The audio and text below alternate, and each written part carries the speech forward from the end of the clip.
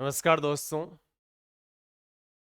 REET level one जो हाल ही में first बार में पेपर हुआ है उसके एनालाइज करने की बात हम कर। इससे खास बात यह है कि पेपर का लेवल ऑल ओवर देखा गया है, तो जहां तक हमने जिस आधार पे परीक्षार्थियों से बात की उस आधार पे और प्रश्न हमने देखे उस आधार पे औसत लेवल, औसत से हम कम कह सकते हैं। बहुत कम आसानी से अगर थोड़ी सी भी किसी भी स्टूडेंट ने पढ़ाई की है तो ये पेपर पास करने में कोई दिक्कत नहीं रही। जहाँ तक मैं आज यहाँ बात ये करेंगे कि साइकोलॉजी का लेवल क्या रहा था इसमें।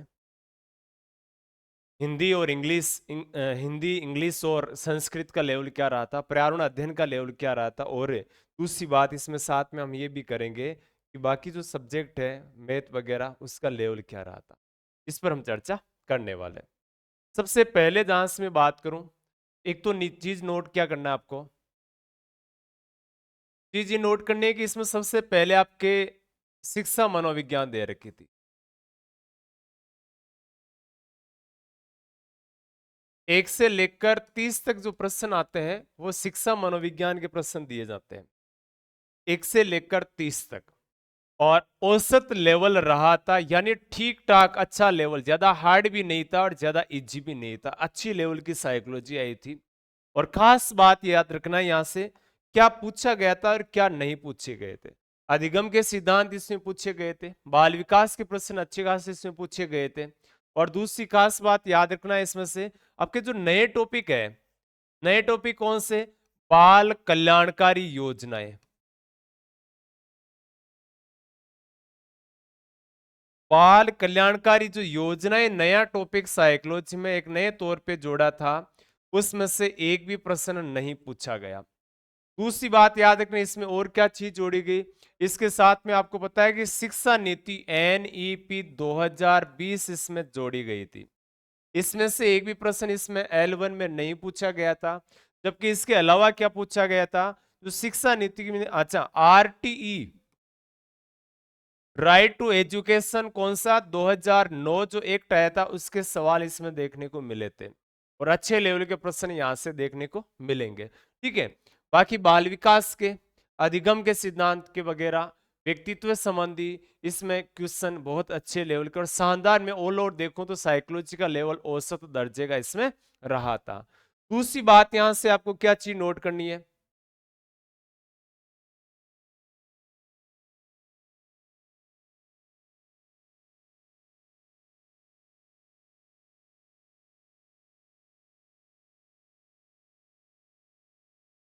दूसरी चीज यहां से ये नोट करनी है आपको कि यहां हमने एक सब्जेक्ट जैसे भाषा की बात करें, भाषा में आपको याद रखना है कि भाषा अगर आपके फर्स्ट लैंग्वेज हिंदी थी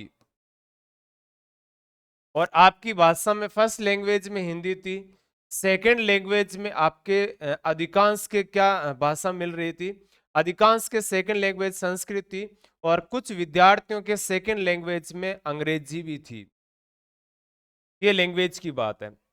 हिंदी का बहुत ही आसान पेपर था, यानी कोई भी मुश्किल हार्ड क्वेश्चन नहीं दिए हुए थे, औसत लेवल के सामान्यतः संधि विशेष समास वगैरह इसमें पूछे गए थे। दूसरी बात है संस्कृत।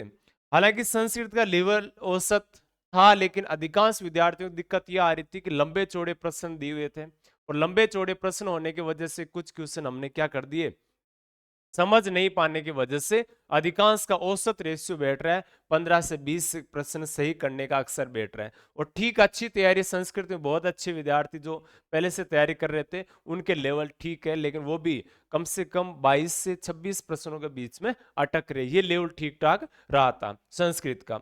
अंग्रेजी का लेवल सेकंड भाग अगर हम बात करें भाषा के तौर पे अगर थी तो बहुत अच्छे लेवल की औसत अंग्रेजी इसमें पूछी गई थी। ये भाषा संबंधी बात आती है।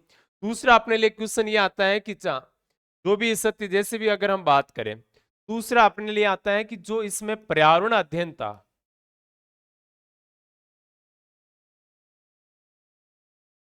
पर्यावरण अध्ययन के प्रश्न भी आपको देखने के मिलेंगे बहुत अच्छे लेवल के। और एक जिनके मान लो कि गणित या मैथमेटिक्स सब्जेक्ट से, यानी इसमें L1 में ये सारी चीजें आती है। एक तो शिक्षा मनोविज्ञान यानी साइकोलॉजी के चैप्टर 1 से 30 तक आएंगे आएंगे, कोई दिक्कत नहीं, बाल विकास की बाहर सारी चीजें जुड़ी हुई है उसमें। और दूसरी खास बात आपको नोट ये करनी है कि आपको भाषा के तौर पे हिंदी, अंग्रेजी या संस्कृत में से देखने को मिलेगी। ठीक है, फिर पर्यावरण अध्ययन आपके और गणित, ये सब्जेक्ट अगर मैं बात करूं, पर्यावरण अध्ययन बहुत ही इजी लेवल का प्रश्न, यानी आसान लेवल था, बहुत आसान लेवल। पर्यावरण अध्ययन के सवाल बहुत आसान लेवल के पूछे गए थे। जहां तक मैं बात करूं तो इस प्रकार के प्रश्न इसमें पूछे गए थे कि सबसे गहरी बावड़ी कौन सी है, यहां से पूछे गए। नील आर्म स्ट्रॉन्ग से के नील आर्म स्ट्रॉन्ग के बाद में चंद्रमा पर कदम रखने वाला दूसरा व्यक्ति कौन था। अशोक स्तंभ में जो 4 शेर है वो, यानी जो शेरों की, यानी दिए हुए है कि अशोक स्तंभ में जो शेर है वो कितने शेर दिए, 4 दिए, ये पूछा गया था उसमें। ठीक है, अजय एक क्वेश्चन विवादात्मक विवाद के तौर पे था, अजयगढ़ दुर्ग कहां पर है, जिसमें भरतपुर का ऑप्शन नहीं था। अजयगढ़ दुर्ग भरतपुर को कहा जाता है, जबकि अजय मेरू दुर्ग है वो तारागढ़ दुर्ग को कहा जाता है।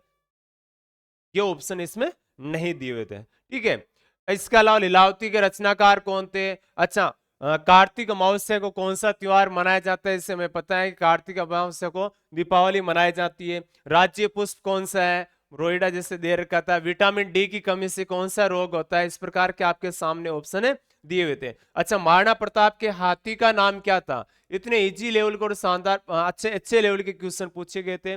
अच्छा, पर्वतारोही जो जाते हैं तो सबसे आवश्यक क्या होता है उनके लिए, तो जैसे ये क्वेश्चन रिपीट क्वेश्चन हुआ है, जैसे ऑक्सीजन किट महत्वपूर्ण है, जैसे सीटी में पूछा हुआ प्रश्न रिपीट हुआ है, तो इस प्रकार के प्रश्न इसमें पूछे गए थे। और पांडुपोल का मेला कहाँ बढ़ता है, जैसे अलवर में है ना पांडुपोल है, तो है जहां वहीं भरेगा। ठीक है, ये क्वेश्चन का लेवल एसएसटी में पूछा, इसमें पर्यावरण अध्ययन में पूछा गया था।